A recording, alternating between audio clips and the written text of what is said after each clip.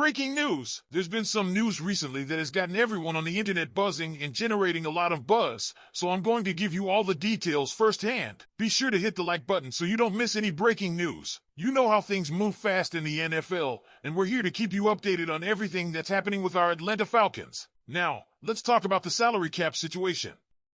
The NFL has officially announced the cap numbers for 2025, and while it's a record increase, the Falcons still have a lot of work to do.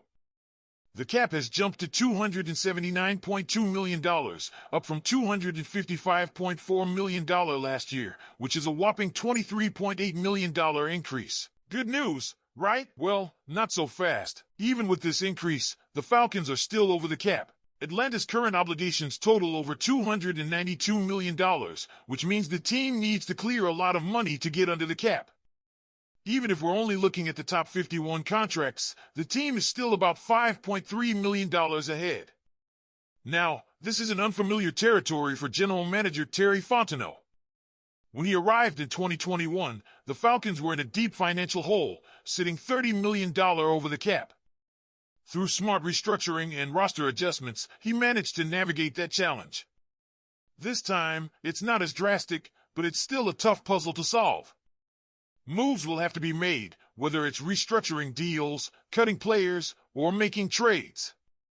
So, keep an eye out, big decisions are coming. And speaking of the future, let's shift gears to a name that's generating buzz at the NFL Scouting Combine, Michael Penix Jr. Even though this isn't his draft year, the national media can't stop talking about him. And that tells you something. While the Falcons' quarterback situation still has question marks surrounding Kirk Cousins, there's an undeniable excitement about what Penix brings to the table.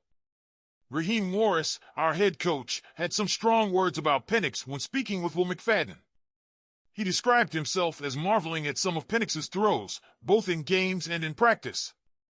But what really stood out to him?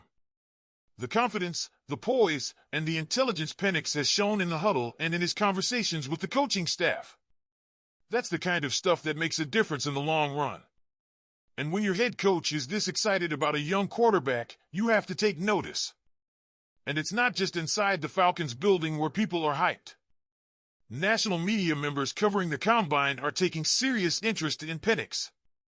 NFL Network's Cam Wolfe highlighted his performance in Week 18 last season, saying Penix showed an extra level to his game, using his legs in ways we hadn't really seen before. That kind of development is what gets people talking. It's one thing to have arm talent, but when a quarterback can extend plays and make things happen under pressure, that's when you know you have something special. General Manager Terry Fontenot echoed this excitement. He called Penix one of our most athletic players, period. That's a bold statement, considering the level of talent on this team. Fontenot also praised Penix's maturity, saying it's rare to see a young quarterback handle himself the way he does. And if you think about it, that was one of the concerns before last year's draft. People were worried about his age. But now, it's looking like an asset. He's more experienced, more prepared, and better suited to step in when the opportunity comes. NBC Sports' Nicole Auerbach also touched on that experience, saying teams are starting to value veteran college quarterbacks more than ever. The NFL is a league that demands instant results, and when you spend a high pick on a quarterback, you want someone who's ready. Penix had command of Washington's offense in college, and now he's showing that same control in Atlanta. So what does this mean for the Falcons? It means we might have something special brewing. Even though he only started 3 games last season, the signs are there. And as he gets more reps, works with his playmakers, and continues to develop, the potential is sky high. The Athletic's Robert Mays summed it up perfectly. The trajectory of this offense is undeniable. When you combine Penix's ability with the weapons the Falcons have, the offensive line, and the system they're building, there's a lot to be excited about. But now, I want to hear from you, Falcons fans. What do you think about the salary cap situation? What moves do you think the team should make to get under the cap? And what about Michael Penix Jr.? Do you see him as the future of the franchise? Drop your thoughts in the comments. The Atlanta Falcons are at a crossroads when it comes to some key decisions this offseason. First up, let's talk about Matthew Judon. There's been a lot of speculation about his future in Atlanta, and according to recent reports, the Falcons have yet to reach out to his camp. That's right, Juden, one of Atlanta's biggest free agents, remains in limbo.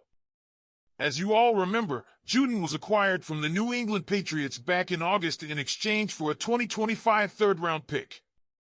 His performance in Atlanta had its ups and downs: 41 tackles, 5.5 sacks, 7 tackles for loss, and 9 quarterback hits in 17 games.